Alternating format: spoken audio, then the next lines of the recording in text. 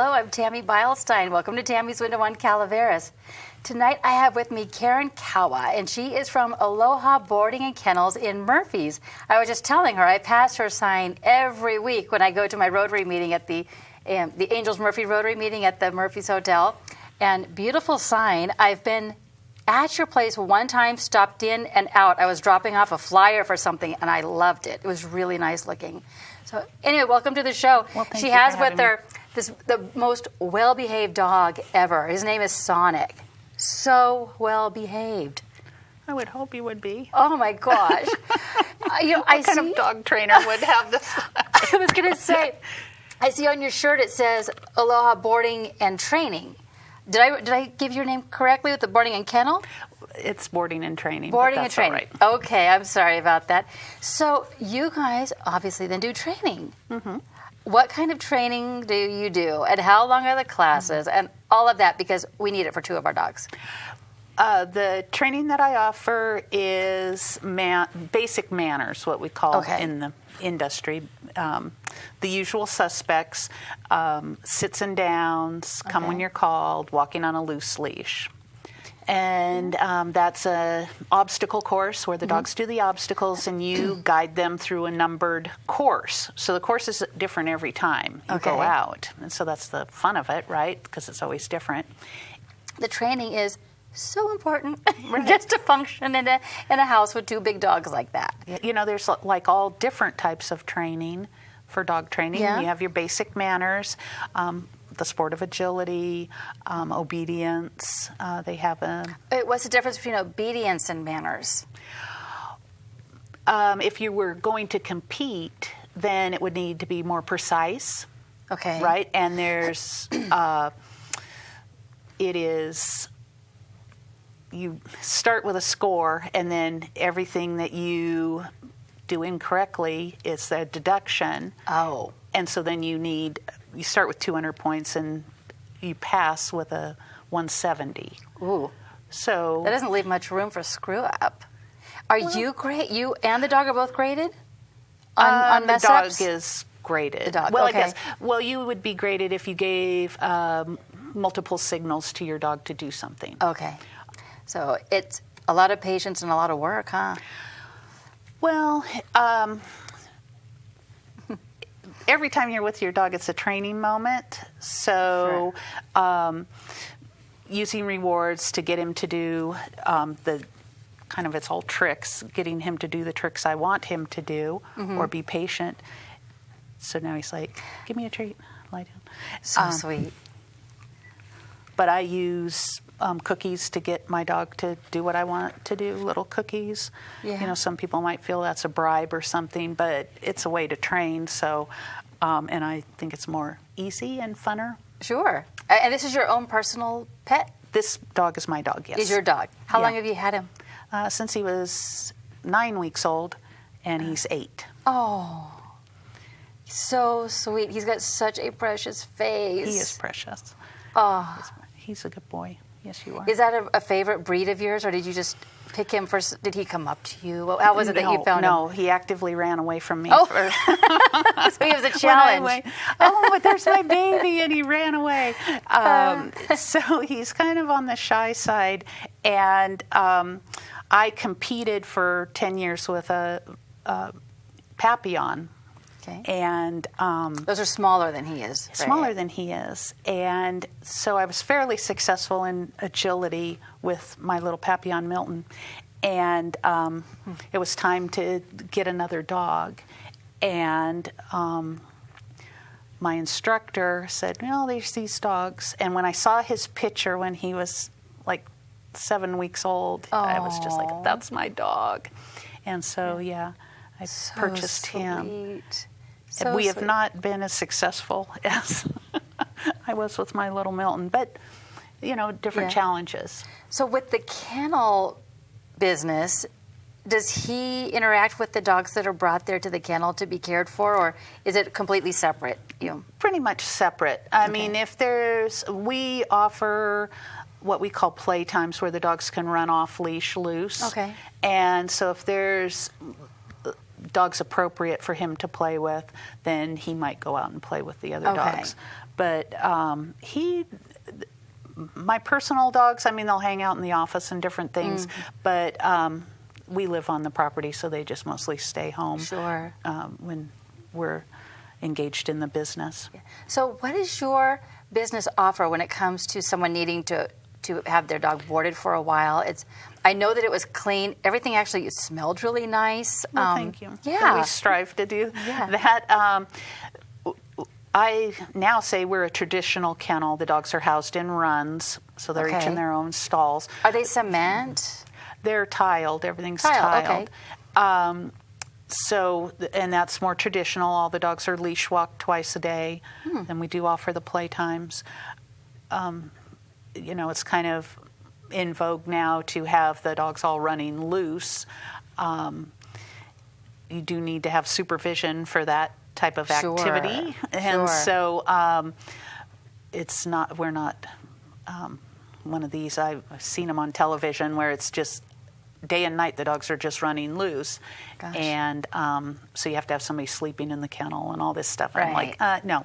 Right. I would like the idea of my dog being under control. If I wasn't there, I would want to know that it was safe in its space. Yeah, so it's not for everybody, but it's most dogs do well.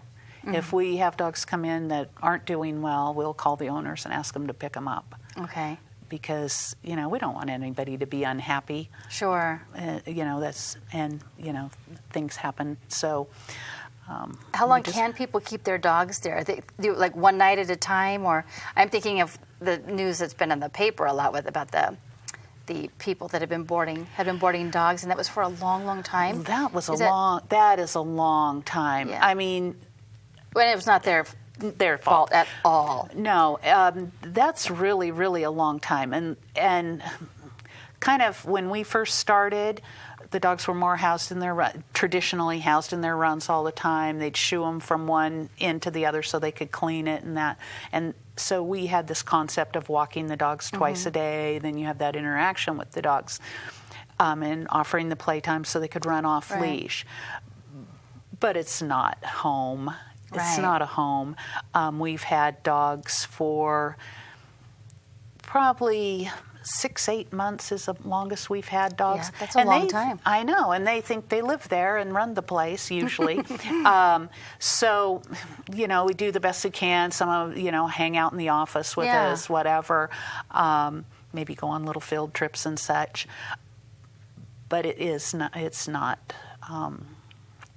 I feel that wouldn't be what I chose to do for a short term, 2 weeks, whatever. We have a little dog in now that's there for a month. Okay. And so, I mean, he does well. He's used to us. He's used to the, dogs like a routine. Yeah.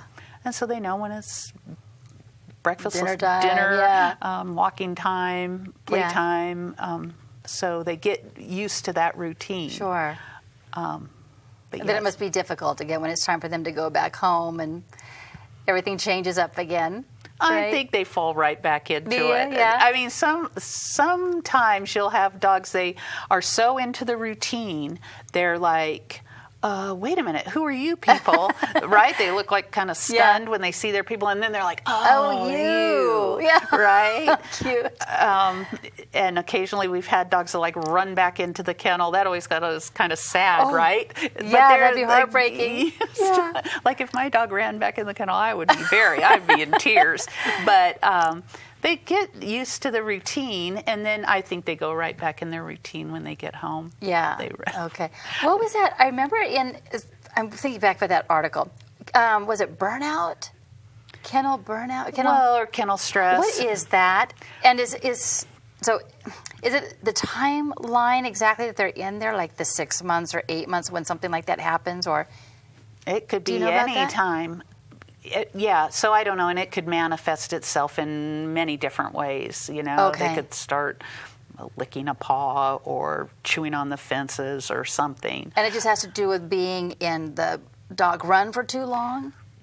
I don't know. Maybe some could be caused by boredom. Some could be caused by, I don't know. We had a dog that had a bad reaction not too long ago, and we had some thunderstorms in the area. Right.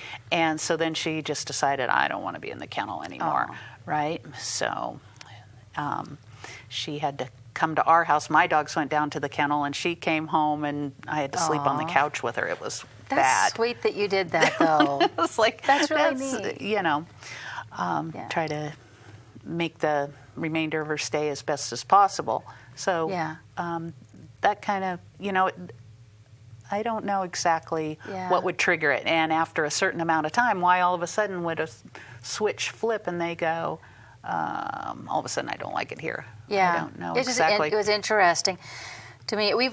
I think maybe once, I don't think twice, I think only one time we've kept our dogs in a kennel, and it was not even for a week. It was like for a long weekend.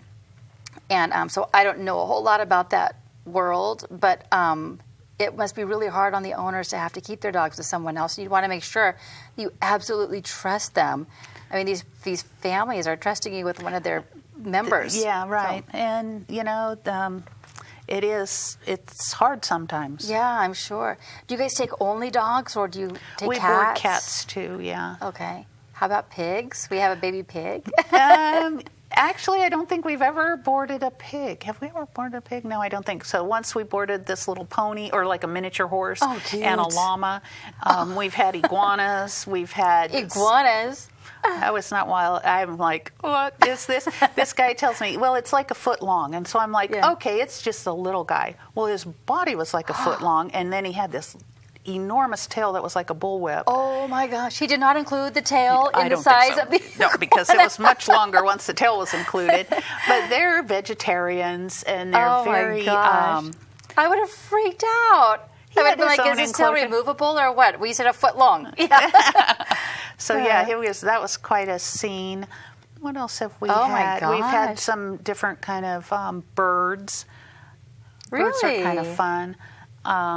But, you know, those type of things I always say, bring their own stuff and all their accoutrement that they need, you know, so that we know what to do. We had some kind of horned lizards. And, you know, they need this light and they need all this stuff, and whatever it is, what it was they ate. I mean, they're little funny little critters. Do you do you know about all these types of animals, or do you have to study up before they come in? No, usually the people just tell you all about, they're, like you have to put this light on them and they eat this and that and the other thing. And so. Wow. Yeah. Exciting business. No wonder these kinds of places are on TV shows and all of that. There's so much that goes What's coming on? Behind the scenes stuff. Yeah. Are you guys, so since you're a business, are you all run by employees, or do you take volunteers at your place? No, we've never had, we've only had volunteers when we've had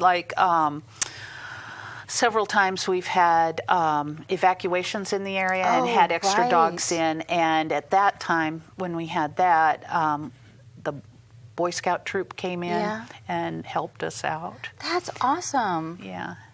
And then the Butte fire, we were evacuated for 3 days. Oh, wow. And so that was frightening. How many animals did you have to move? We only had about 12 in that day. So only 12? It wasn't hard. And Mona Way came over, and they had a horse trailer, and we loaded everybody in there, and off we went. You said only 12. I would have thought your entire place would even hold 12. How many animals can you keep? We have 40 runs, so we could take 40 animals. But, yeah, so it was good that we had a low population at that time. Whoa. Because it was... Oh, my gosh, 40 animals. Moving everyone. I think I'm in shock. 40 animals you can house there. Right. That must be a huge place. Well, it's not that big. Really? Wow. The work that must take to feed everybody, and the watering and cleaning up after all of them. How many employees do you have there? I'm losing. I have one girl that's her last day tomorrow. They've worked through the summer, one college student and one high school student. So they're done for the season. And that's been a huge problem in the industry. It's hard to get employees. Oh, really? So that's always difficult. Are you getting bored? Are you getting bored? He's so good. My dogs would have been back and forth all over this couch and all over the studio. He's so well behaved. What a sweetie. So what would you say is the most difficult part about running a kennel? Making sure everybody gets along? Or well, there's that, because we call it staging.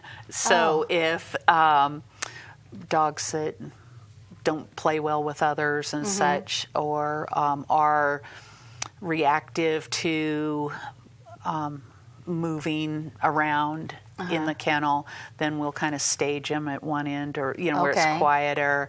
And then, like, if we have little dogs that are, you don't want, kennels where in rows, you don't want to walk some little, like your little fluffy dog, past this gauntlet of barking dogs, right? Yeah. So we kind of stage everybody, and we have different doors we go in and out. And, I'd so probably have like a big curtain like this that drops when you're going to walk somebody in front of them, so no one can see who's coming and going. Exactly. So some we have to put up barriers so they're not. Yeah. And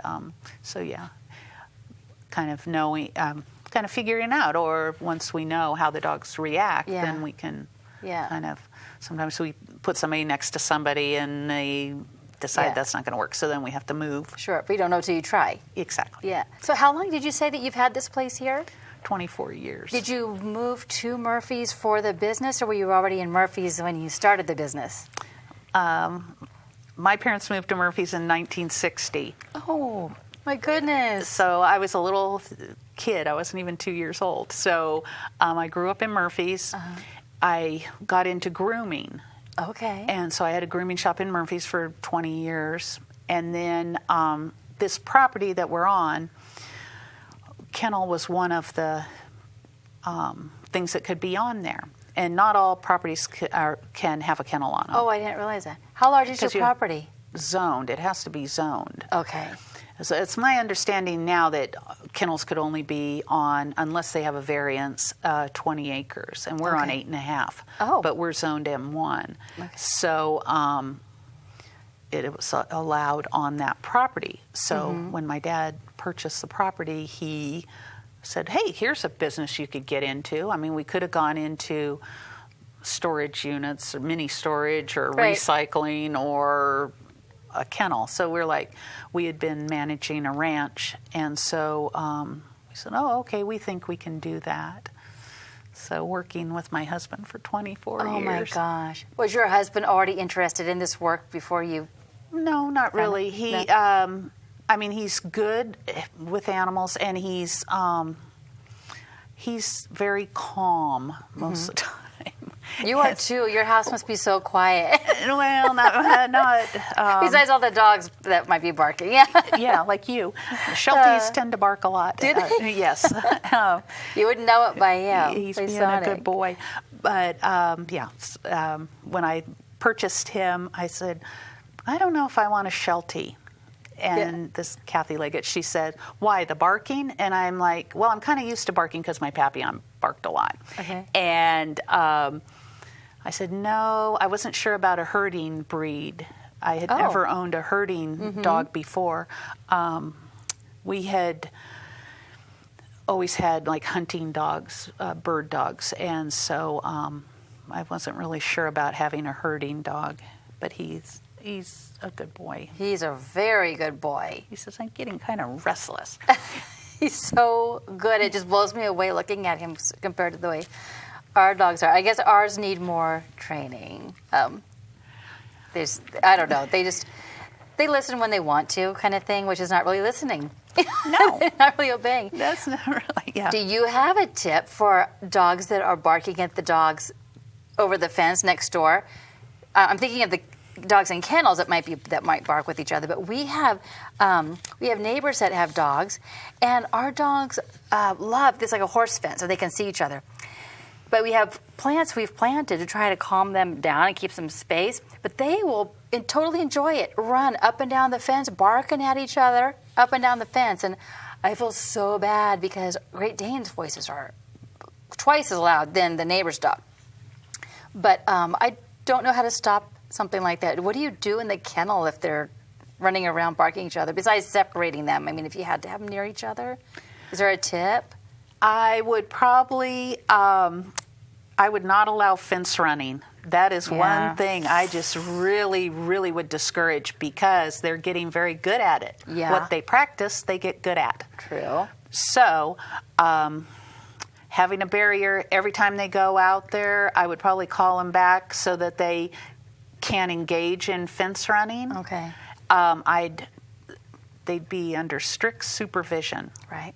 See, we're all at work during the day. We are, and the neighbors. And so I don't know when we're all gone if they don't do it because we're not there, if we're an audience.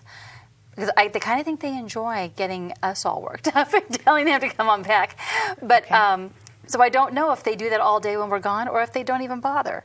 Because it seems sort of like when we come home and they realize that we're at the sliding door for the backyard, they get all excited and then they start running up and down the fence barking. Okay, yeah, you probably have complaints from your neighbors if they were doing it all day, right? True. Unless you don't have neighbors. We do. We're on half acre. All of us are on half acres. So I might put up a camera for the day and see what they're doing, what they're up to, and then I'd probably give them a alternate behavior to do rather than run the fence. So I don't know if they come in your house or come sit on the back porch or something, and then that's rewarded so that they're not engaged in this fence running. Alrighty. Okay, so I might say I'd probably film them for a day and see what they're up to, and then think, okay, what could they do? So having them come lie on a mat or something, and they hang out there. Maybe they have a bone or something to chew on, so that occupies them. And they say, oh, I don't have to be showing off for my family running the fence. Yeah. And if they don't come when you call them, I just walk out there and put a leash on them and walk them back in. Okay. It's because they've practiced this for a while. They have, yeah. And so I say, no, you can't practice that. Right. Because what I have learned is that me standing at the sliding door with it open and screaming, stop it, get back here, does not do a single thing. Except I'm adding to the noise. That's all it does.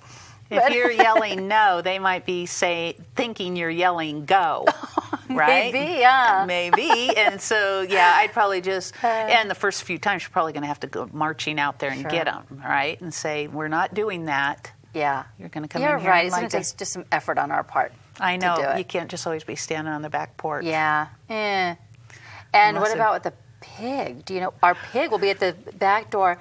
She sees any little movement in the house, because she comes in the house sometimes too. And she will scream. She has this high-pitched scream that she does, and it sounds like someone is being attacked in our yard. Other times she has these cute little grunts that she does, or this really low-sounding grunt, which I think is adorable. But that high-pitched scream, she will do it until we open the door to give her food. Well, there you go. She trained you. She's totally trained us. But I'm afraid to not do it because it's ear-piercing, and I know the whole neighborhood can hear that. It's loud. She's so cute, though. I bet. We raised pigs for a while. They are very cute. Oh, so you know the sound I'm talking about. Yeah? Is there a way to stop that with a pig? Well, I would probably try rewarding the little grunts and the little other noises. Okay. And I know sometimes pigs, you have to be careful of how you deliver a treat, just handing it to their mouth. I don't know, if they bite or whatever. She's ate off of my hand before, So then she makes a grunt. And so the method of training that I use is called clicker training, commonly called clicker training. So you get them, it could be organic, that they, she makes this noise. I would probably use a clicker. Click, she's like, what the heck? And give her a treat. Then you can put that grunting on a signal. So you go to, it would take some practice, but, some practice time. So when she's just making that grunting noise, or it could be as simple as say, nice. Yeah. She grunt, nice, and that equals a cookie. Okay. And they pair by association. They hear, nice, and he goes, give me a cookie, right? He knows, he looks right at it. And so then she's grunting, nice, cookie. Okay. Right, or whatever she eats. And then when she makes the squealing noise, I might just throw down some food so she's not making that noise. And Okay. it takes a little while for her to eat that. Yeah. And then I could bring her in and I could maybe silence that. Okay. One way, and then turning it around. Then I'd put the grunting on maybe a hand signal. Wow, that would or be something, nice. Yeah. Right? So I say she grunt, grunt, grunt, and if I make like a little hand signal some way, I don't know what, might be like grunt, grunt, and then she sees that, and I give her the cookie. That is interesting. I've tried yelling her middle name when she's in trouble, and that doesn't seem to do. I would think when I would do with my kids, Mikey May. When she's in trouble, it's Mikey May. When she's, otherwise it's just Mikey. But she's still kind of new to me. So I got her at Christmas actually, but she hasn't really started the screaming thing until not that long ago really. But it's shocking when she does it. And she's so darn cute that it's hard to, discipline her. Right. Because Or she's got start that face. laughing. Yeah.